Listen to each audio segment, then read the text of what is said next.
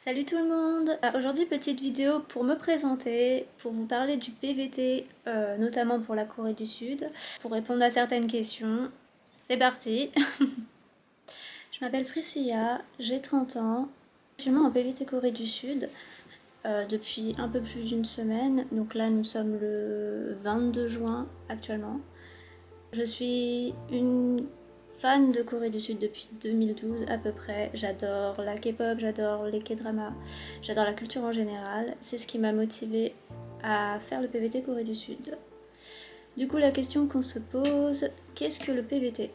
Donc le PVT, c'est le programme vacances-travail. C'est un visa en fait qui permet pendant un an, pour la Corée du Sud en tout cas, donc pendant un temps défini de pouvoir rester dans le pays. Mais ce qui inclut que le PVT, c'est vous pouvez faire du tourisme et travailler, mais sachant qu'il y a des heures à respecter, donc je crois que c'est à peu près 25 heures par semaine si je dis pas de bêtises pour la Corée du Sud.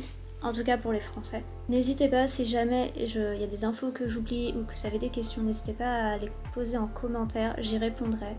Il y a possibilité que j'oublie des petits détails. J'ai pas parlé de l'âge. Pour faire le PVT Corée du Sud, vous devez avoir... Alors normalement c'est entre 18 ans et 30 ans révolus, donc c'est-à-dire jusqu'à la veille de vos 31 ans. Mais avec la crise du Covid, vous pouvez, donc c'est 32 ans révolus, donc c'est-à-dire jusqu'à la veille de vos 33 ans. Et c'est jusqu'au 15 mars 2024. Donc n'hésitez pas si jamais le PVT vous intéresse. Quels documents il faut pour le PVT Corée du Sud? Donc vous avez plusieurs types de documents qu'on va vous demander. Je vous mettrai les liens en barre d'infos. Donc il y a le formulaire, il y a un formulaire à remplir en fait pour la demande de PVT. Ils vont vous demander votre passeport qui soit valide en fait depuis au moins 6 mois avant la demande. Ils vont demander une photo, un formulaire d'isolation donc par rapport à la Corée du Sud. Il y aura un formulaire aussi de consentement et de conditions d'utilisation du KEVAC. On va vous demander un billet aller-retour. Alors il me semble que vous pouvez si vous pouvez justifier les fonds suffisants, vous n'êtes pas obligé d'acheter le billet tout de suite, mais il faut que vous aviez la preuve que vous pouvez acheter le billet du coup. On va vous demander aussi un formulaire de banque en fait pour prouver les fonds que vous avez dessus. Donc là, il demande à peu près 2500 euros au minimum sur le compte bancaire. Donc c'est une preuve de banque qu'il faut demander à votre banquier. Vous avez ensuite le Work and Travel Activity Plan. Donc vous pouvez le faire sous forme de tableau, donc c'est-à-dire que vous allez dire à peu près ce que vous allez faire en Corée du Sud pendant un an. Vous pouvez le faire sous forme de lettres. Personnellement, je l'ai fait sous forme de lettres de motivation. J'ai dit à peu près ce que je voulais faire, quoi la Corée du Sud, ce qui m'intéressait de faire dans le pays, etc. Voilà, ça va tenir sur une seule page. Ils vont vous demander aussi également une assurance. Personnellement, j'ai pris l'assurance PV avec PVTiste.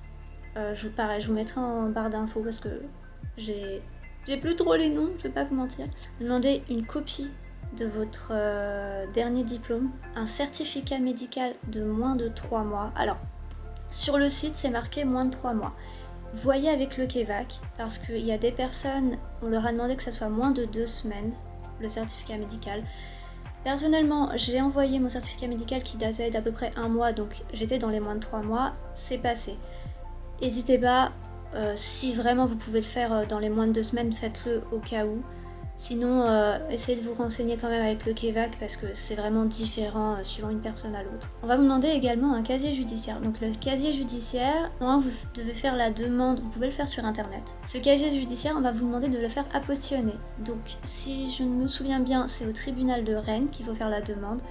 Ça met à peu près, franchement, alors après ça dépend des personnes, j'avais fait la demande en avril, mais ça demandait à peu près quelques jours, vraiment l'histoire de 3-4 jours, ça a été assez rapide.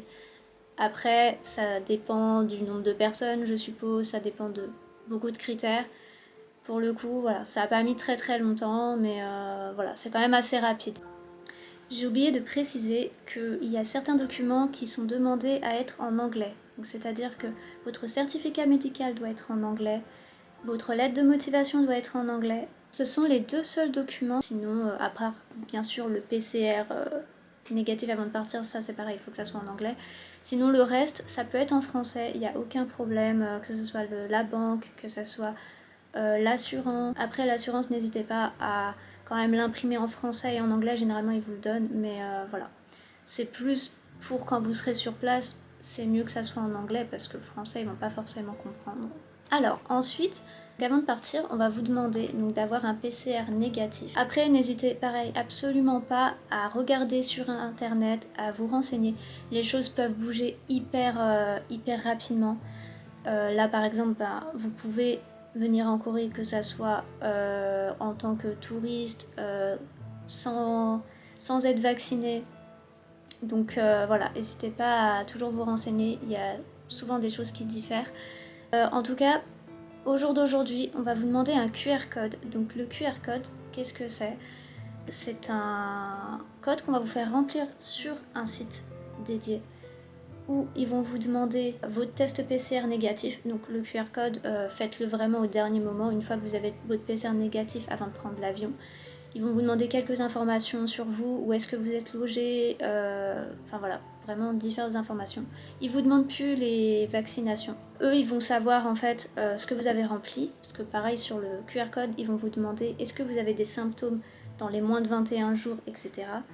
Alors franchement, ne vous inquiétez absolument pas, j'étais très stressée par rapport à ça. Si jamais vous n'avez pas le temps de faire le QR code, il y a des bornes à l'aéroport pour pouvoir le faire. Donc vraiment, no stress. Une fois que vous arrivez à l'aéroport, ils vont vous demander votre QR code. Alors pour ma part, j'avais des symptômes dans les 21 jours parce que j'ai eu le Covid avant de partir. Donc ça veut dire que j'étais obligée de mettre les symptômes que j'avais eus.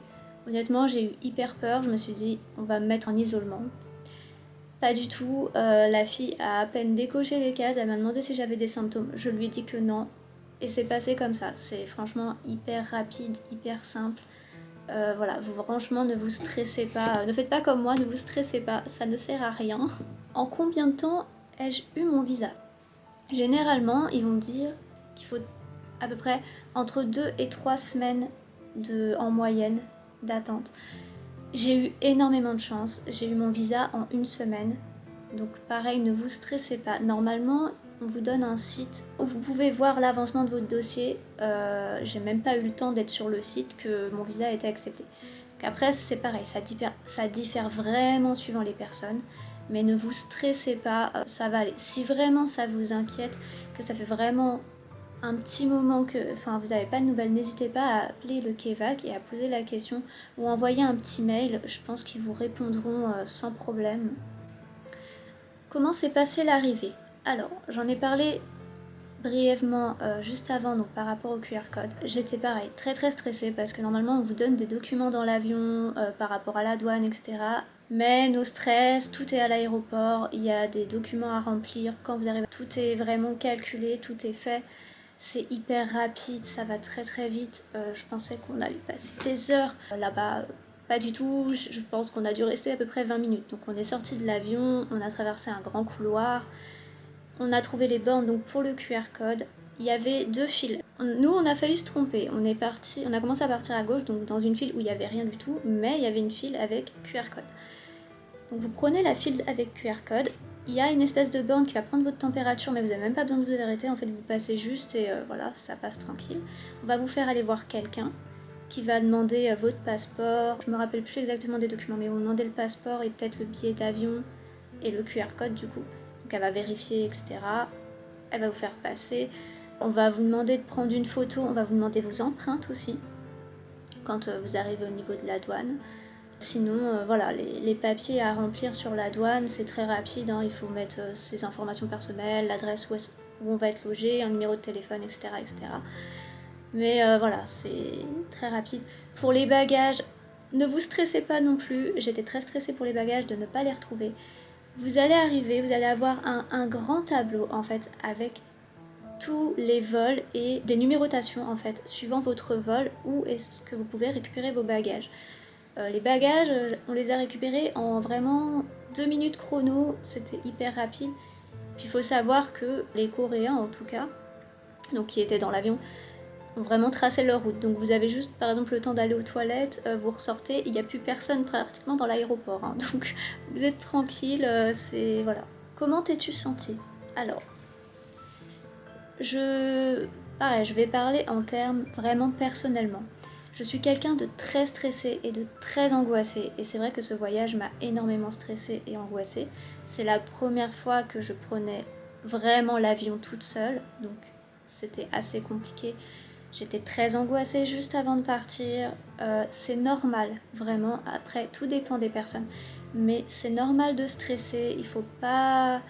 Voilà, faut essayer de se rassurer un maximum. Je sais que c'est très compliqué.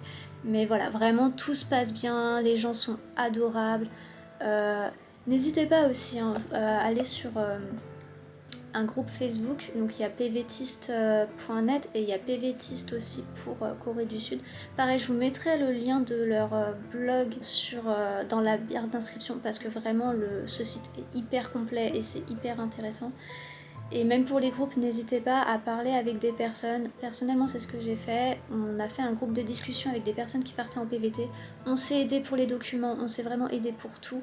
Et c'est vraiment rassurant en fait de savoir qu'on n'est pas les seuls dans cette galère. Et voilà, c'est vraiment hyper cool. Ensuite, comment je me suis sentie? Alors, je vais pas vous mentir que j'étais pas bien du tout. Juste avant de partir, j'étais très angoissée. Même dans l'avion, ça allait, mais juste avant de partir, voilà, j'étais vraiment pas bien. Quand je suis arrivée, je n'étais pas bien non plus.